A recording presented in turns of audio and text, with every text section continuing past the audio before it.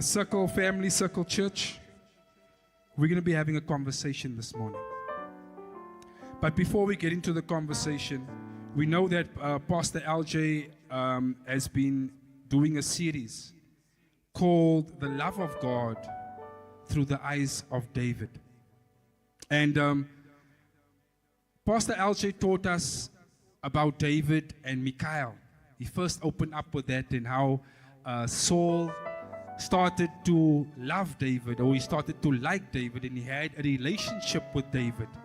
But then the relationship turned sour because of who David started becoming. You see, everybody has that becoming season. And sometimes when you start becoming, people will relate to you on a certain level. But when you start becoming and increasing, and they see that the conversations no longer remain the same, so people are speaking about you to them. Because they started to praise David. They started to say, "Oh, David, what a good job you are doing." And Saul became offended because Saul is no longer the topic. Pastor also took us to the fact that now Saul wanted to kill David. And he was hunting David down. But then David found Saul in a cave. But even though David could have killed Saul at that time, he remained honorable. And he showed Saul honor. Not on the basis of how he saw Saul, but on the basis of how God saw Saul. So we use that godly principle. And he says, "I'm not going to kill you because I honor you. Because I know how God sees you as an individual." How's about us as people? Do you treat people on the basis of how you see them, or on the basis of how God sees them? Pastor LJ took us through the fact that he laid down everything. And he gave him some powerful points of why I will not touch you or harm you. And I want to move from that. And I want to take you into a place where you can see that honor and love is transgenerational. So David's love and honor didn't only end with Jonathan and Saul. No, it became transgenerational, because that is what love and honor is. Love and honor doesn't stop by you. As a parent, it doesn't stop by you. As a child, it doesn't stop by you.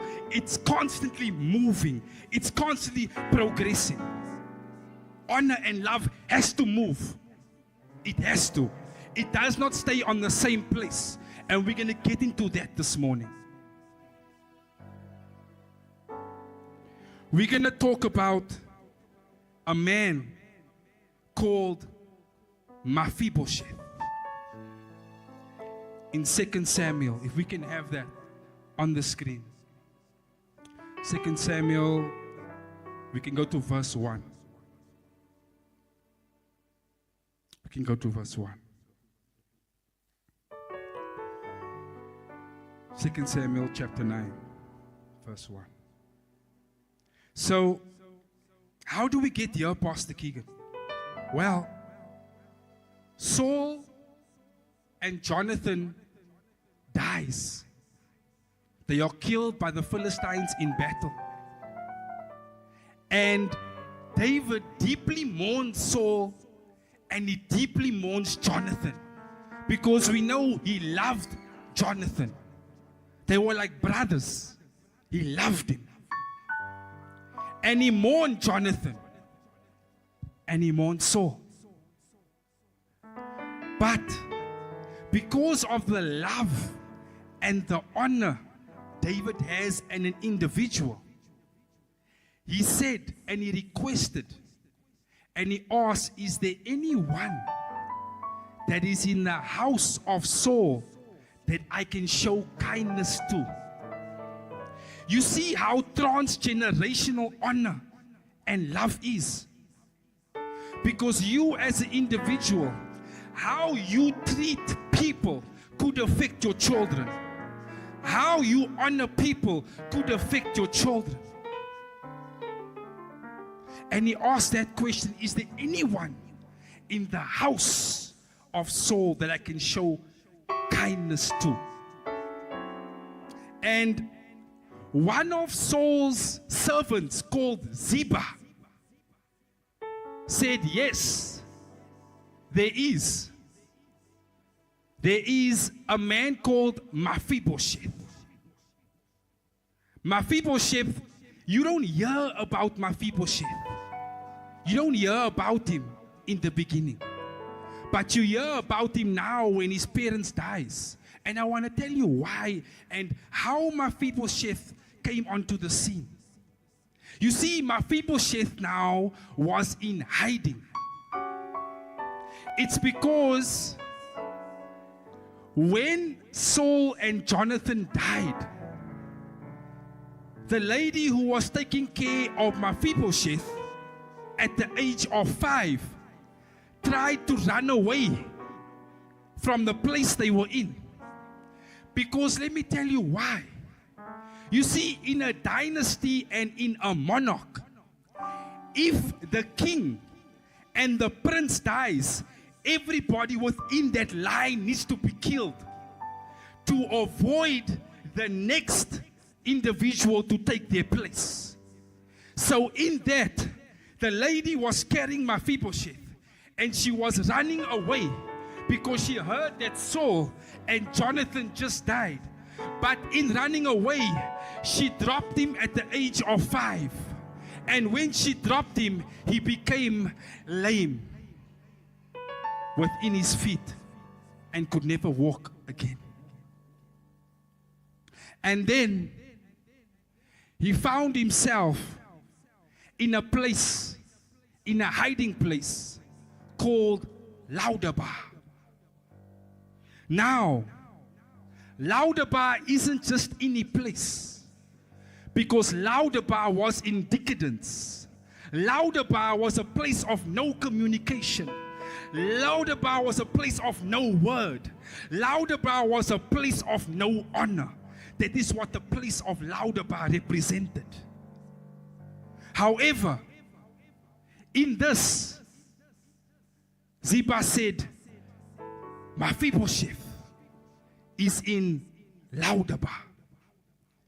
And David says, I want to meet this Mephibosheth.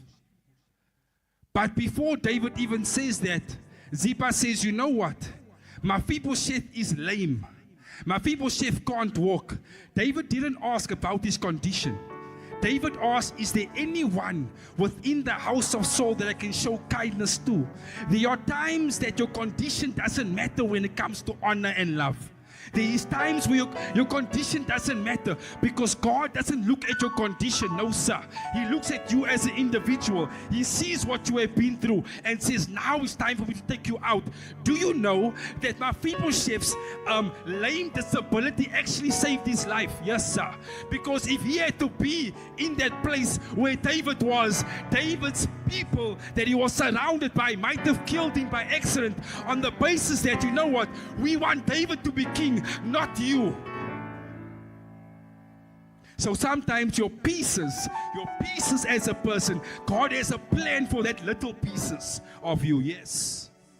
He knows how to hide that little pieces, because when he puts that little pieces together, because he is the potter and he is the clay, or rather you are the clay and he is the potter. So he starts to put that little pieces together and he says, you know what, even though you are lame, you have a destiny. Even though you are lame, you have a purpose. Your purpose is to sit where? At the king's table. Yes, sir. Because as soon as he came in front of David, he's like, King David wants me. King David is calling for me. Guess what? Do you know how far Laudabar is from Jerusalem?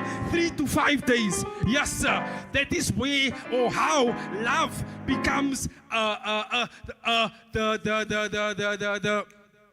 the way God is able to locate you and find you. You can be in New York, sir, and I'm in South Africa, but God wants to connect with you. So He will use me, sir. Yes, He will use me as an individual, a broken person.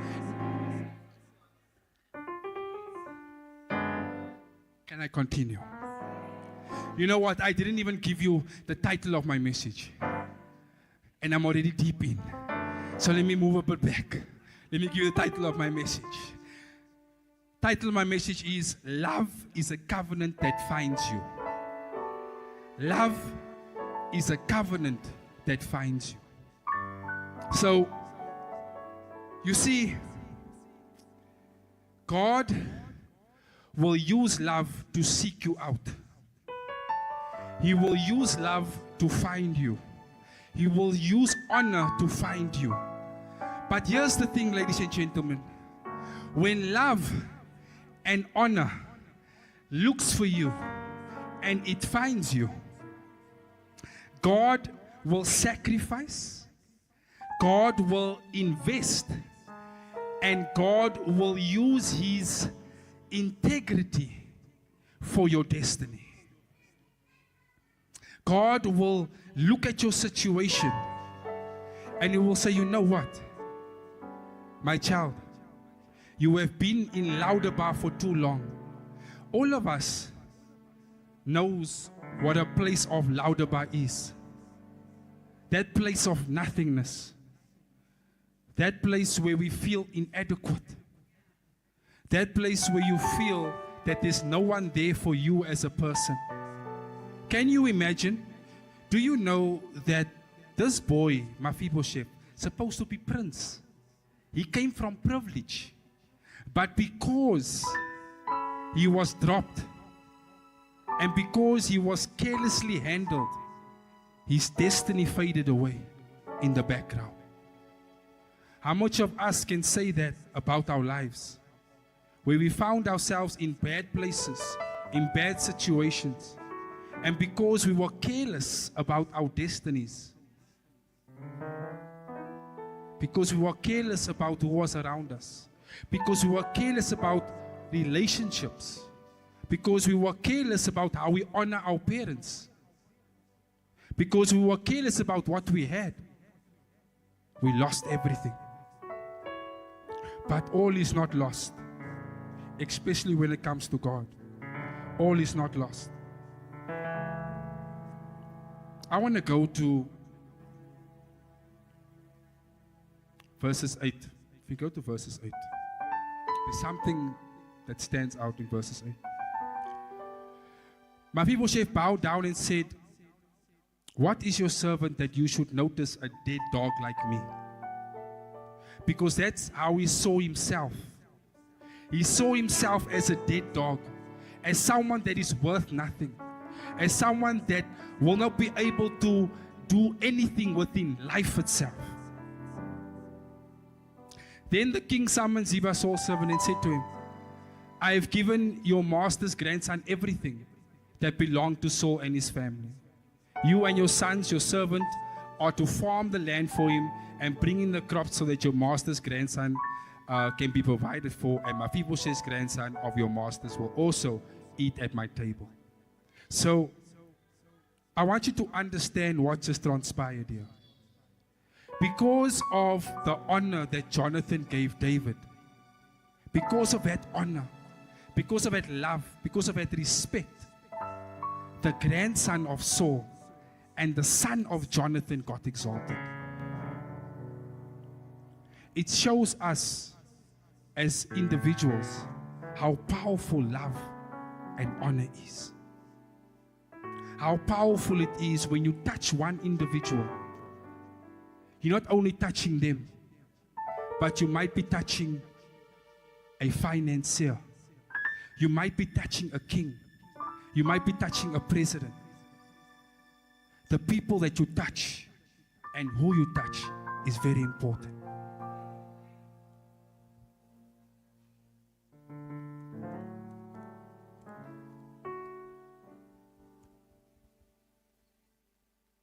Can we go to verses 5? Verses 5.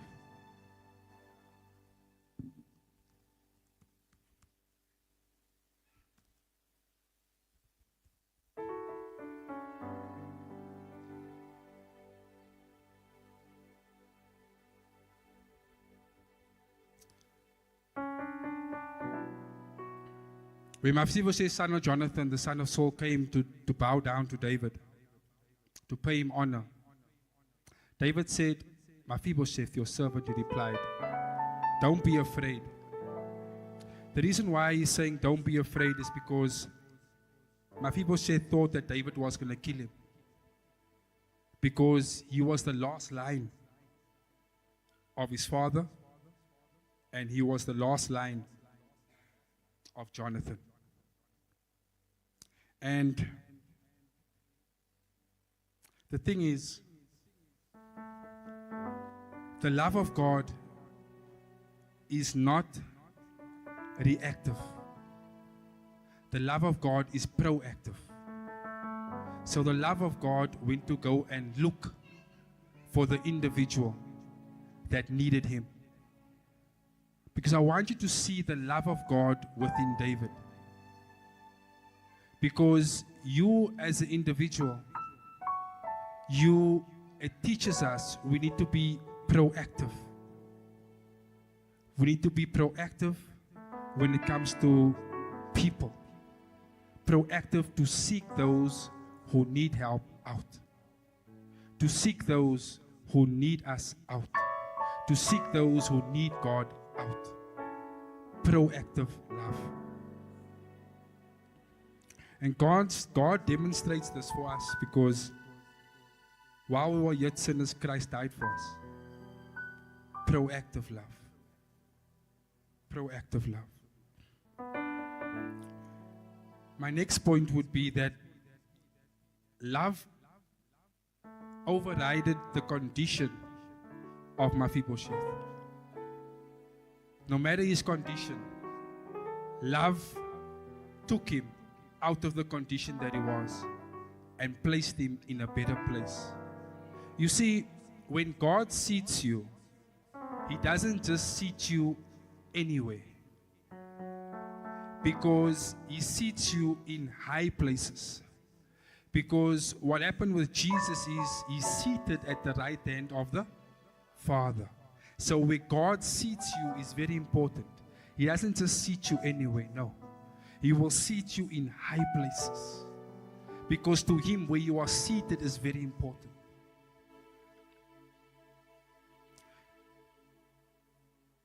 Love will replace fear with security.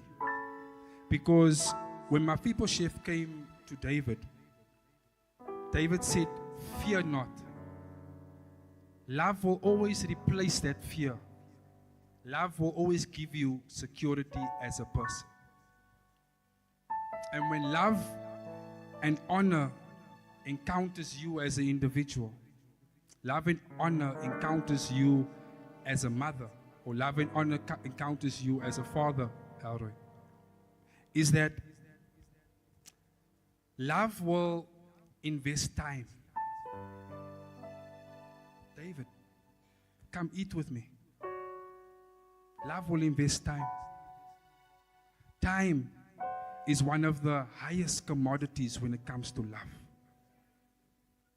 Because if you cannot spend time with the people that you love, you do not love them. You tolerate them. So time is the best commodity. When we have people that are laying in a sick bed, or they say, if I only have more time. The Bible says there is a time to laugh. There is a time to cry. Time. The kairos. Time. And when it comes to investing, when it comes to love, I'm going to close. Not close the sermon, but I'm going to close my laptop. I feel that I laid the foundation. When it comes to time and when it comes to love, you see, God puts Himself when He speaks to you as a person, and He says that you need to do certain things. He doesn't speak to your condition or He doesn't speak to you as a person. He speaks to you through Himself.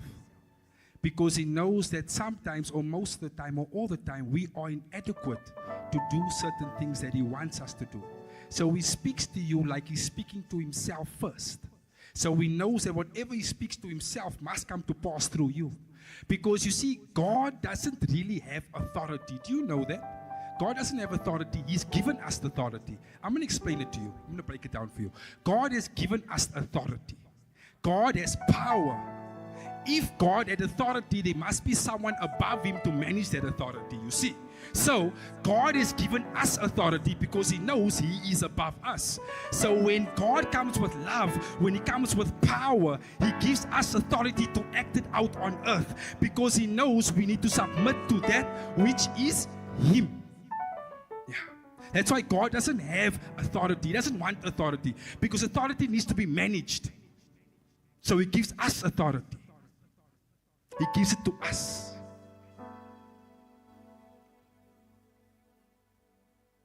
It's the power of love. The power of love. And I don't want to go too deep in the story, guys. But this story doesn't really have a happy ending. You see, because most of the time we only preach from a standpoint of what he received. But after he received this, if you read deeper into the scripture, everything got taken away again. Yes. Yes. You see, what makes David so different and what makes David such a good expression of God's love is that when David received everything he needed, he still loved God. You see, our love for God is tested when all our needs are met. Are you still serving God on the same capacity? Are you still serving God on the same level when your wants and your needs are met?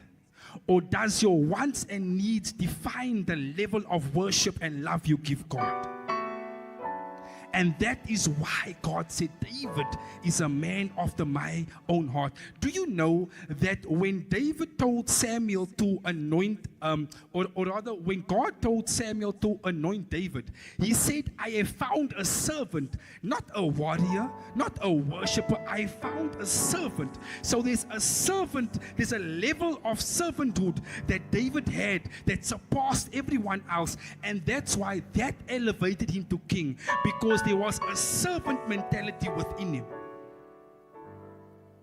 Who he conquered, who he fought, what he earned, what he was driving didn't define him as a person, because he was a servant.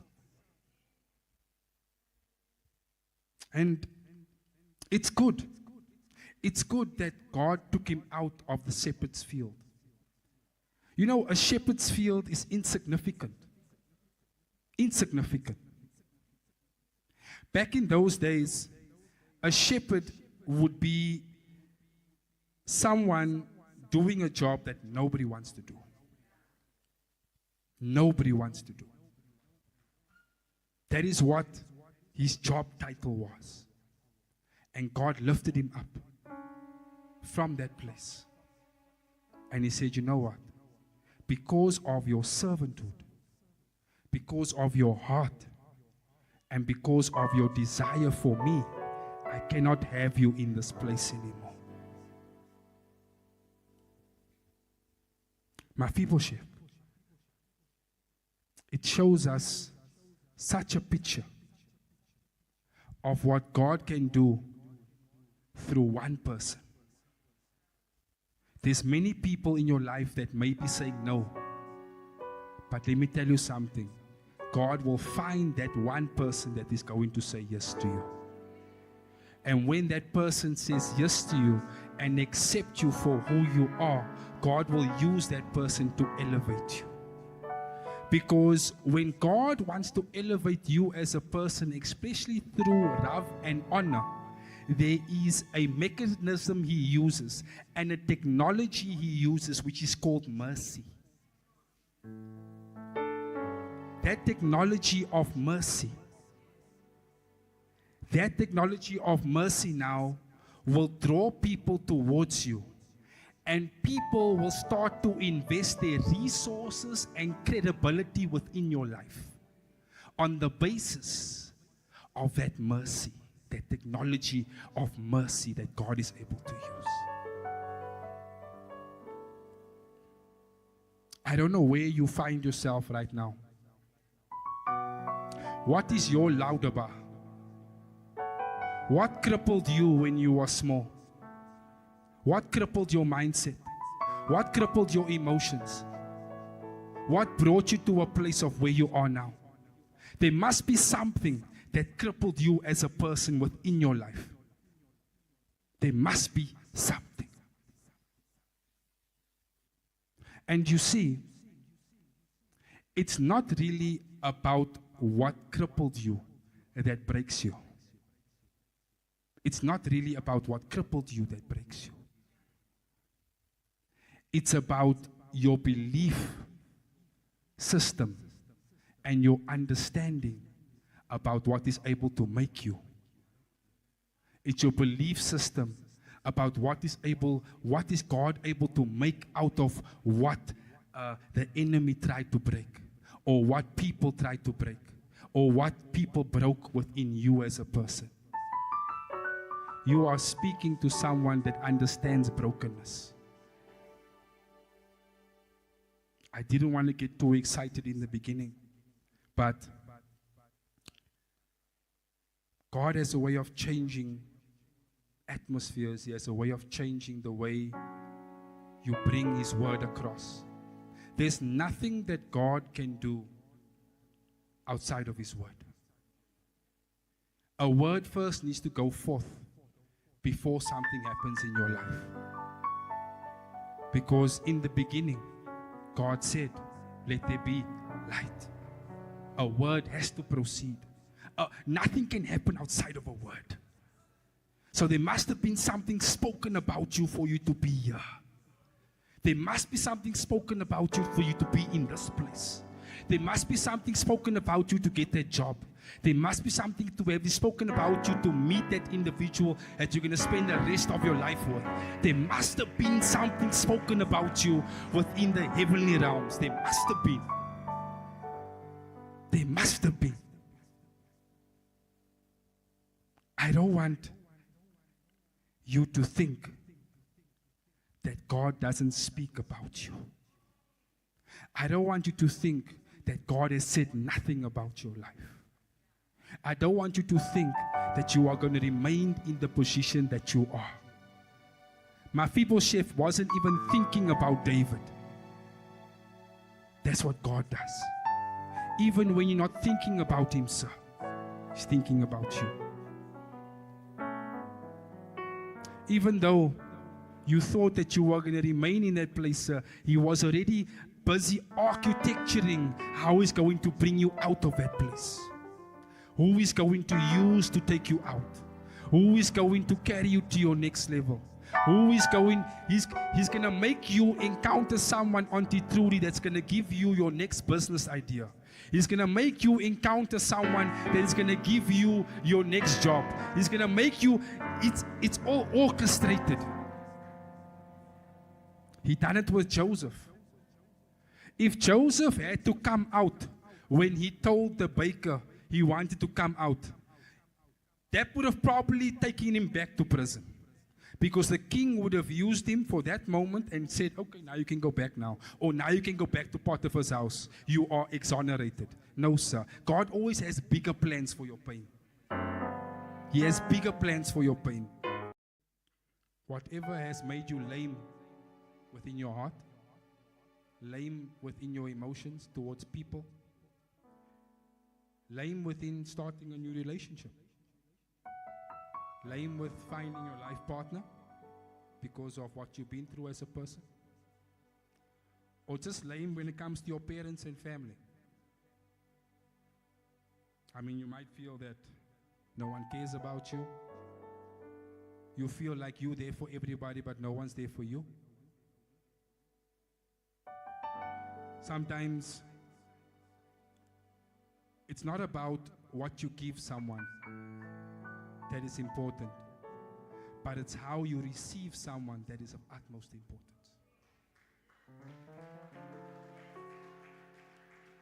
You know, what was given to Mephibosheth when he was young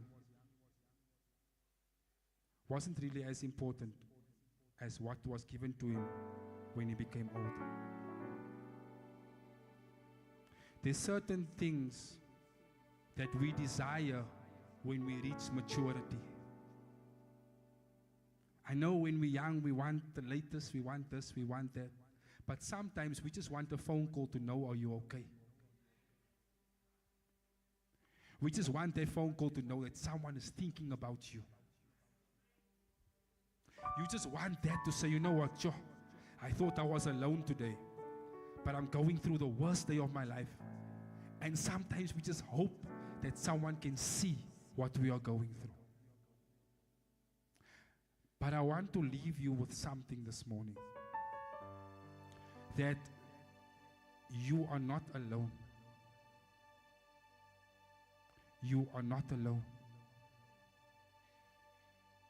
And whatever you are going through today, whatever you're going to go through the next week, know and remember Mephibosheth. Remember Mephibosheth.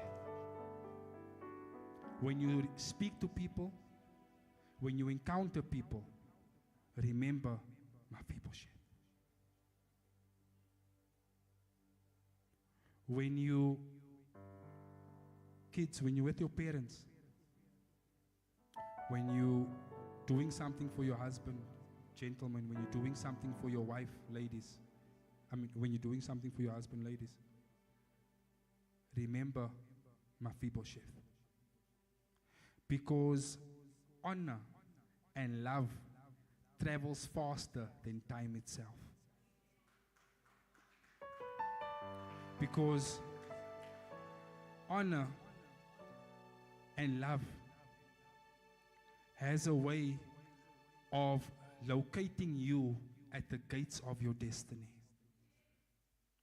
Honor and love has a way of opening doors for purpose.